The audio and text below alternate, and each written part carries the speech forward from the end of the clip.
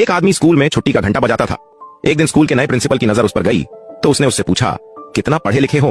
आदमी ने कहा, साहब मैं अनपढ़ हूं। प्रिंसिपल ने यह जानते ही उसे स्कूल से निकाल दिया गया। अब वो बेचारा क्या करे, भूखे मरने की नौबत आ गई। फिर उसने समोसे बेचना शुरू किया। ऊपर वाले की कृपा रही और उसने जी तोड़ मेहनत की। दुकान चल गई। खोमचे से घुमटी हुआ, घुमटी से बड़ी दुकान, फिर बाजार की सबसे फेमस दुकान। आगे चलकर वो शहर का जाना माना सेठ बन गया। उसकी ख्याति सुन एक पत्रकार आया उसका इंटरव्यू लेने। बाकी बातों को पूछने के बाद उसने पूछा कि आप कहां तक पढ़े हैं। पत्रकार को भी यह जानकर बड़ी हैरत हुई। पत्रकार ने कहा कि आप पढ़े लिखे नहीं हैं, फिर भी इतना बड़ा व्यापार किए, इतने सफल हैं। मैं सोच रहा हूं कि अगर आप पढ़े होते तो क्या कर रहे होते।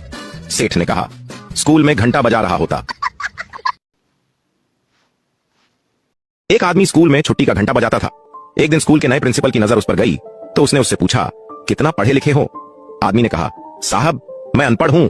प्रिंसिपल ने यह जानते ही उसे स्कूल से निकाल दिया गया। अब वो बेचारा क्या करे, भूखे मरने की नौबत आ गई।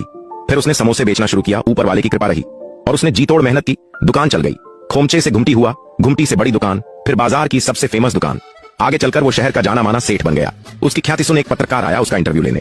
बाकी बातों को पूछने के बाद उसने पूछा कि आप कहां तक पढ़े हैं। पत्रकार को भी यह जानकर बड़ी हैरत हुई। पत्रकार ने कहा कि आप पढ़े लिखे नहीं हैं, फिर भी इतना बड़ा व्यापार किए, इतने सफल हैं। मैं सोच रहा हूं कि अगर आप पढ़े होते तो क्या कर रहे होते। सेठ ने कहा, स्कूल में घंटा बजा रहा होता।